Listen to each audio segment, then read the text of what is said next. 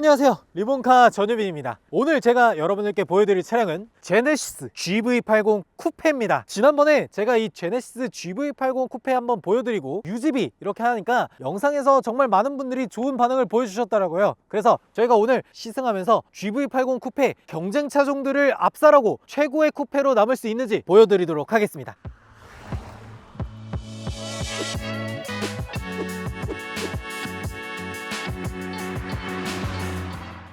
지난번에 저희가 GV80 일반형 쿠페 버전 모두 자세하게 말씀을 드렸었죠. 그거 보시려면 여기 있는 카드 누르시면 되고요. 지금은 야간에는 이 차가 어떻게 보이는지만 한번 짚어보도록 할게요. 일단 여기 LED 굉장히 선명하고 밝죠. MLA라고 하는 형식의 헤드램프거든요. 그래서 각각의 큐브가 상향등 하향등을 다 조정하고 있어서 굉장히 먼 곳까지 시야를 유지하는데 그냥 보기에도 진짜 예쁘게 잘 만들었어요. 와, 난 이건 진짜 좋은 것 같아.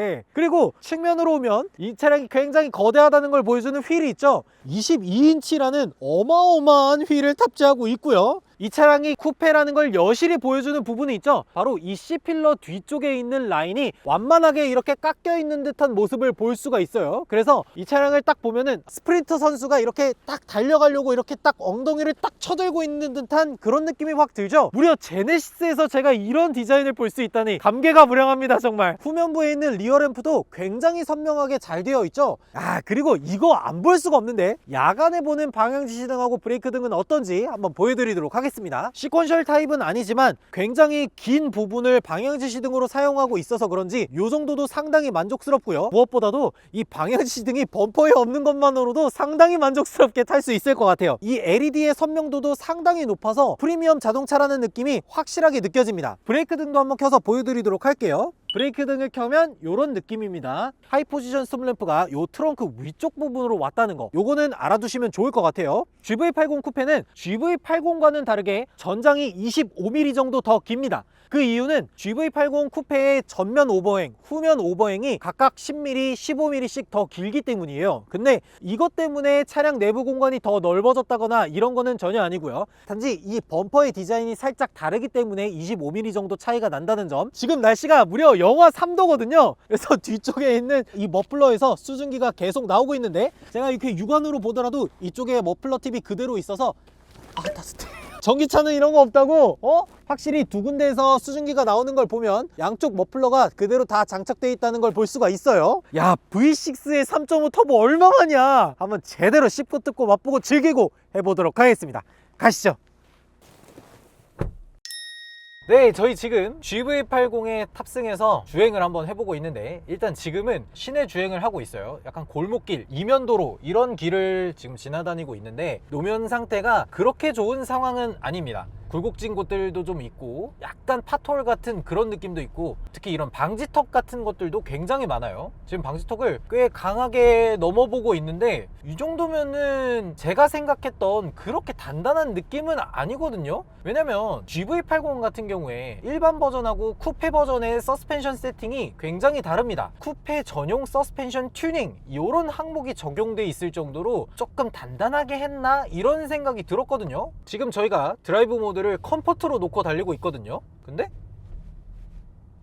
이 정도면은 생각보다 되게 부드럽다고 느껴지고 있어요. 확실히 제네시스가 추구하는 부드러운 느낌의 승차감은 잘 담겨 있는 것 같습니다. GV80 같은 경우에는 전자제어 서스펜션이 탑재되어 있잖아요. 그러다 보니까 이 감쇄력을 모드에 따라서 바꿔줄 수가 있습니다. 자, 그래서 스포츠 모드로 놓고 한번 주행을 해보도록 할게요. 일단 기본적으로 핸들이 달라졌습니다. 굉장히 타이트하게 바뀌었어요. 그래서 조향을 할 때 힘을 좀 더 줘서 주행을 해야 되는 것으로 바뀌었어요. 그리고 한 가지 더, 지금 귀로 들리는 엔진 사운드가 달라졌습니다. GV80 쿠페 같은 경우에는 기본으로 구매하실 때 액티브 사운드 디자인이 포함되어 있는 차량이거든요. 그래서 지금 주행을 하는데도 내부로 들어오는 엔진음이 가상 사운드 엔진음이라는 건 딱 티나게 지금 딱 들리는 것 같아요. 저희가 보통 서스펜션이 단단하다라는 거를 생각할 때 대표적인 브랜드가 있잖아요. BMW가 특히나 이제 7 시리즈를 제외한 대부분의 차량들의 서스펜션을 단단하게 세팅하는 걸로 유명한데 그거에 비하면 굉장히 부드럽게 세팅이 되어 있습니다. 좀 더 딱딱해서 요철 같은 걸 지나갈 때 이렇게 약간 고개가 좌우로 흔들린다거나 엉덩이로 내가 요철을 지금 지나가고 있구나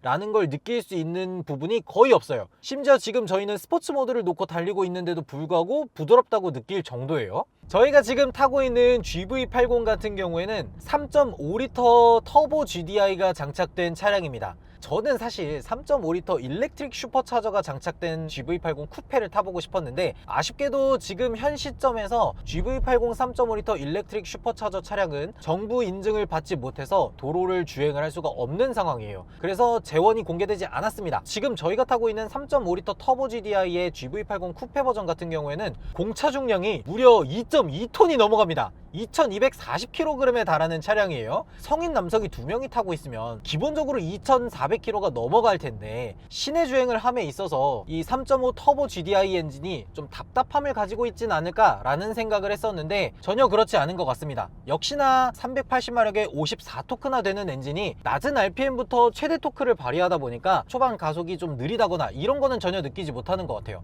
단 아무래도 일반 3.5L 터보 GDI 같은 경우에는 터보차저를 돌릴 때까지 배기가스가 순환되는 그 과정이 있기 때문에 터보렉은 조금 있는 편입니다. 제가 엑셀을 깊게 밟더라도 바로 가속이 되는 건 아니고 조금 시간이 걸리는 부분이 있어요. 저희가 고속도로에 들어온 만큼 지금 주행 정보를 모두 초기화하고, 그리고 연비는 얼마나 나오는지 그런 것들을 한번 보여드릴 수 있도록 할게요.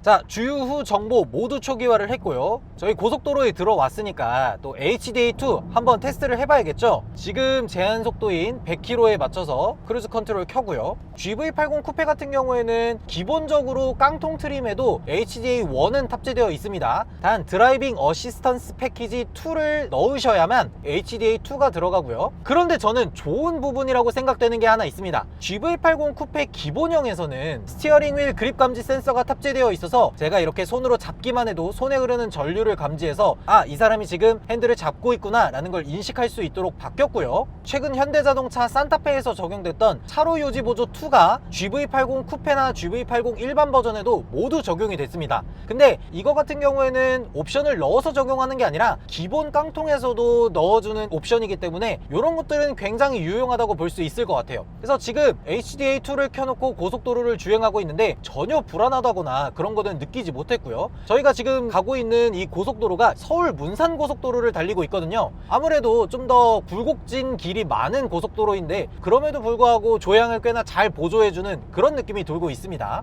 야, HDA2의 폼은 상당히 많이 올라왔네요. GV80 페이스리프트 버전으로 오면서 가장 많이 바뀐 건 실내 인테리어죠. 가장 먼저 눈에 들어오는 거는 27인치에 달하는 OLED 디스플레이가 탑재됐잖아요. 원래는 LCD 14.5인치 디스플레이 하나, 12.3인치 계기판 디지털 클러스터 하나, 이런 식으로 나눠서 탑재를 했고, 14.5인치 디스플레이 같은 경우도 굉장히 멀리 탑재되어 있어서 사람이 손으로 터치를 하기에 굉장히 불편한 거리가 있었는데, 페이스리프트로 오면서 27인치 OLED로 바뀌었고 터치하기도 굉장히 편하게 바뀌었어요. 그리고 OLED 버전으로 오면서 해상도라든지 이 디스플레이에 있는 UX UI도 인식하기 굉장히 편하게 바뀌었습니다. 그래서 저는 이거를 왜 G90에서 안 하고 GV80부터 먼저 하지?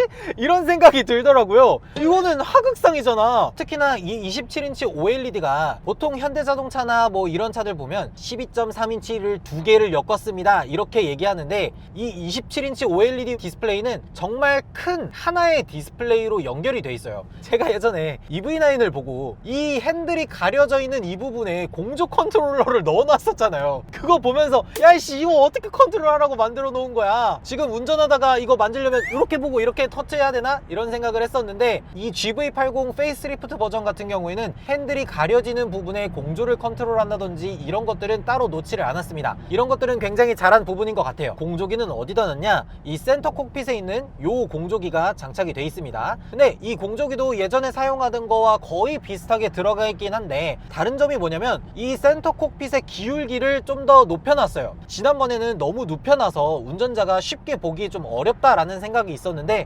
페이스리프트 버전으로 오면서 요 기울기는 굉장히 잘 바꿨다는 생각이 듭니다. 저 같은 경우는 그냥 요렇게 공조 컨트롤러를 따로 만들어 놓는 것도 굉장히 좋은 것 같아요. GV80 쿠페 같은 경우에는 핸들 디자인이 GV80 일반형과는 다르게 생겼습니다. GV80 일반형 같은 경우에는 원형 스티어링 휠이 들어가고요. GV80 쿠페 버전 같은 경우에는 이렇게 아래쪽이 잘려있는 D컷 스티어링 휠이 들어가 있어요. 이 디커 스티어링 휠이 핸들을 돌리거나 내 허벅지에 걸리지 않아서 훨씬 더 좋고, 아무래도 스포티한 차량들은 이런 식의 핸들을 많이 사용을 하고 있죠. 기존에 있던 디커 스티어링 휠이랑 비교했을 때 살짝 디자인이 바뀌었는데 저는 이게 좀 더 고급스럽게 잘 만든다는 생각이 들어요. 핸들 디자인도 보시면 이 아이콘들이 작지 않고 굉장히 큼직큼직하게 들어가 있어서 훨씬 더 인식하기 편하다는 생각이 들고요. 그리고 또 HDA2가 탑재되어 있으니까 차선 변경 한번 안 해볼 수가 없죠. 자동 차선 변경까지 한번 테스트 해보도록 하겠습니다.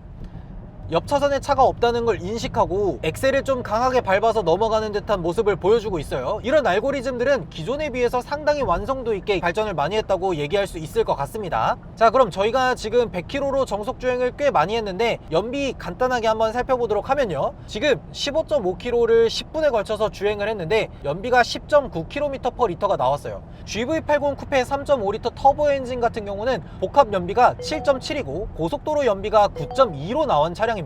고속도로 연비만 놓고 봤을 때 1km 좀 더 증가한 모습을 볼 수가 있어요. 3.5L 터보 엔진을 사용하고 공차 중량이 2.2톤이 넘어가는데 이 정도 연비면은 나름 준수한 연비를 보여준다는 생각은 듭니다. 자, 저희가 어느 정도 고속도로 주행을 하면서 연비도 테스트를 해봤으니까 또 3.5L 터보 안 밟아볼 수가 없겠죠. 자, 380마력을 다 한번 써보기 위해서 스포츠 모드로 변경을 한번 해주고요. 변속은 어떤지, 서스펜션 세팅은 고속에서 어떻게 작용하는지 이런 것까지 한번 느껴보도록 하겠습니다. 일단 GV80 쿠페는 엑셀링에 총 2단계가 있어요. 일반적으로는 1단계 엑셀이 있고 거기서 한 번 더 밟았을 때 풀 엑셀링을 할 수 있도록 한 번 더 딸깍하는 그런 느낌이 있습니다. 일반적으로 가속할 때는 굳이 킥다운을 하지 않고 엔진의 토크를 최대한 활용해서 지금 있는 기어를 최대한 물고 가려고 하는 느낌이고요. 거기서 한 단계 더 밟으면 바로 킥다운을 하면서 단수를 내리는 모습을 볼 수가 있습니다. GV80 쿠페 같은 경우는 8단 자동 변속기를 사용하고 있죠. 변속이 얼마나 빠른지 지금 시속 100km에서 기어를 한번 쭉 내려보도록 하겠습니다.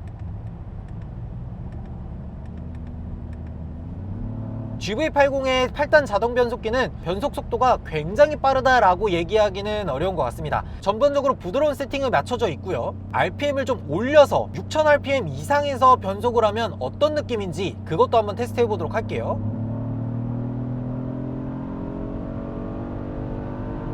6000rpm 이상에서 변속을 한다고 하더라도 변속 충격이 실내로 전해진다거나 이런 느낌은 거의 없습니다. GV80 같은 경우에는 내가 정말 스포티한 주행을 위해서 구매하고 내가 정말 이 차를 자유자재로 가지고 놀고 야생마를 가지고 놀 거야 이런 느낌의 차는 아니잖아요. 프리미엄 자동차이고 편안한 느낌을 지향하고 있다 보니까 굉장히 부드럽고 편안한 세팅에 맞춰져 있는 변속기라고 생각하시면 될 것 같아요. 한 가지 확실한 건 3.5L 터보가 380마력이라는 어마어마한 출력을 가지고 있어서 그런지 꽤나 높은 속도 이상에서도 쭉쭉 밀어주는 듯한 느낌은 분명히 가지고 있습니다. 그리고 이런 것도 되게 좋네요. 열선 시트를 작동시키면 팔걸이 부분도 열선 시트가 같이 작동이 됩니다. 원래 벤츠가 이런 헤드레스트라든지 팔걸이라든지 도어 캐치라든지 이런 부분도 같이 따뜻하게 해주는 기능이 있잖아요. 그래서 GV80도 이런 기능이 탑재된 거는 굉장히 프리미엄 자동차라는 걸 보여주는 바로미터라고 얘기할 수 있을 것 같습니다. 확실히 스포츠 모드에서 350마력을 모두 사용을 하려고 하면 굉장히 재미있는 차는 맞는 것 같습니다. 출력이 정말 어마어마해서 고속에서도 쭉 물고 가는 느낌을 받을 수가 있고, 스포츠 모드로 놓고 고속으로 주행을 하다 보면 약간 좌우 롤링이 생기는 걸 느끼실 수 있을 거예요. 근데 이 좌우 롤링이 생긴다 그래서 자동차가 못 잡아준다거나 그런 느낌은 아니거든요. 롤링이 있다고 하더라도 바닥을 잘 움켜잡고 나갈 수만 있으면 얼마든지 안전하게 주행을 할 수가 있거든요. 특히나 스포츠 주행을 하는 레이싱 선수들 중에서는 이런 롤링을 오히려 즐기면서 타는 사람들이 있습니다. 그렇기 때문에 이 롤링이 있다고 하더라도 고속에서 약간 굴곡진 길을 지나갈 때 잡아주는 느낌만큼은 확실하게 있는 것 같습니다. 아무래도 무거운 차체를 가지고 있다 보니까 브레이킹 성능도 확인을 해야겠죠. 자, 지금 주변에 차가 거의 없으니까 브레이크 성능을 살짝 테스트 해보도록 할게요. 기본적으로 GV80 쿠페에는 4피스톤 모노블럭의 브레이크가 탑재되어 있는데 그 성능도 상당히 준수하다고 볼 수 있을 것 같아요. 이 정도면은 고속도로에서 뭐 앞에 있는 장애물을 만나서 급하게 감속을 한다거나 이럴 때에도 부족함이 없는 차량인 건 맞는 것 같습니다. GV80 같은 경우에는 기본적으로 MLA라는 큐브형 헤드라이트가 들어가 있잖아요. 그래서 상향등을 켰을 때 굉장히 멀리까지 비춰주는 거는 기본이고요. 맞은편에서 차가 오거나 뭐 가로등이 있다거나 광원이 오는 거를 캐치해서 상대방이 누드 눈이 부시지 않도록 오토 헤드라이트 컨트롤 기능도 잘 탑재되어 있는 걸로 보여요. 굉장히 멀리까지 시인성 좋게 잘 비춰주는데요.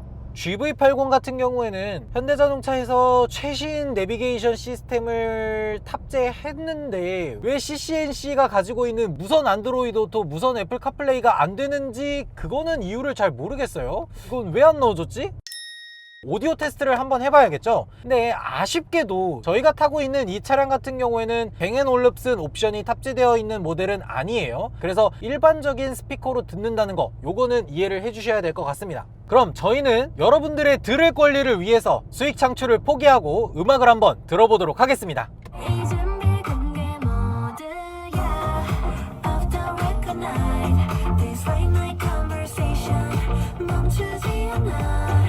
기본적으로 탑재되어 있는 스피커도 상당히 좋다고 볼 수는 있는데 제가 듣기에는 음량을 높였을 때 베이스 부분에서 살짝 다소 뭉개지는 듯한 느낌이 없지 않아 있긴 하거든요. 근데 그 외에 고음이라든지 중음이라든지 이런 것들은 꽤나 잘 잡아주는 밸런스가 있어서 그 정도는 괜찮을 것 같아요. 뱅앤올룹슨 옵션을 넣게 되면 이 차 안에 18스피커를 탑재하거든요. 한 거야? 아유, 무슨 욕이에요. 18개의 스피커가 탑재됩니다. 거기에는 성능 좋은 우퍼와 출력이 높은 스피커들이 들어가기 때문에 음악을 좀 많이 듣는다 하시는 분들이라면 200만원 정도를 들여서 뱅앤올룹슨 스피커를 넣는 거는 아깝지 않을 것 같아요. 뱅앤올룹슨 오디오 옵션을 넣었을 때 장점이 하나 더 있습니다. 액티브 노이즈 컨트롤이라는 옵션이 추가로 장착이 되거든요. 그 옵션이 장착이 되면 우리가 노이즈 캔슬링 헤드셋을 쓴 것처럼 파형을 반대로 일으켜서 노면에서 올라오는 소음을 억제시키거든요. 근데 굳이 액티브 노이즈 컨트롤이 없다고 하더라도 기본적인 방음 세팅이 상당히 잘 되어 있기 때문에 노면에서 올라오는 소음이 많이 억제되어 있기도 하고요. A필러라든지 이런 SUV 특유의 높은 전고에서 오는 풍절음도 많이 억제되어 있어서 실내가 상당히 조용한 느낌을 받을 수가 있습니다. 특히나 GV80 같은 경우에는 모든 유리가 이중접합 유리를 사용하고 있잖아요. 전면 유리부터 해서 1열, 2열 모두 이중접합 유리를 탑재하고 있거든요. 그래서 지금도 이렇게 보시면 외부에서 들어오는 바람 소리가 이 정도라고 했을 때 문을 닫으면 조용하다. 확실히 프리미엄이야. GV80 같은 경우에는 에어 서스펜션이 아닌 전자 제어 서스펜션을 탑재하고 있잖아요. 그래서 각 주행 모드별로 감쇄력의 차이라든지 댐핑력을 조절해서 좀 더 단단하게 만들어준다든지 이런 모습을 보여주기는 했지만 그래도 저는 에어 서스펜션이 들어갔으면 좀 더 좋지 않았을까 라는 생각이 들기는 합니다. 어차피 GV80 쿠페의 시작 가격이 8,300만원이면 한 200~300만원 정도 더 비싸게 해서 그냥 에어 서스펜션을 넣어줬으면 어땠을까? 그렇게 하면은 경쟁 차종들과 비교를 하더라도 비슷한 위치에서 경쟁을 할 수 있지 않았을까 하는 생각이 살짝 들기는 하더라고요. 왜냐하면 지금 제가 타고 있는 GV80 같은 경우에는 1억이 살짝 넘어가는 굉장히 고가의 차량이거든요. 이렇게 고가의 차량이라면 단지 200만원, 300만원 차이는 그렇게 크게 느껴지지 않을 거거든요. 그러니까 그냥 좀 더 비싸지더라도 에어 서스펜션을 넣어줬으면 좋았지 않을까, 그런 부분이 살짝 아쉽게 느껴지는 부분이 있는 것 같습니다.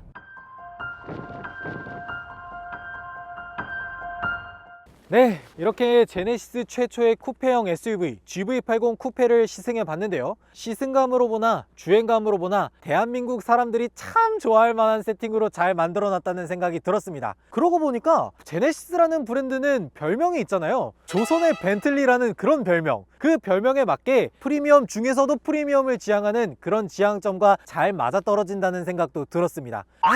에어 서스펜션까지 들어가 있었으면 진짜 금상첨화인데 아쉬워. GV80 쿠페 여러분들은 어떻게 생각하시는지 댓글로 남겨주시면 좋을 것 같고요. 그리고 이 GV80 쿠페를 시작으로 해서 앞으로 컨셉카로 나왔던 제네시스 X 컨버터블도 양산을 목전에 두고 있다고 해요. 그 차량들까지 같이 기대해 주시면 좋을 것 같습니다. 지금까지 저는 리본카 전유빈이었습니다. 감사합니다.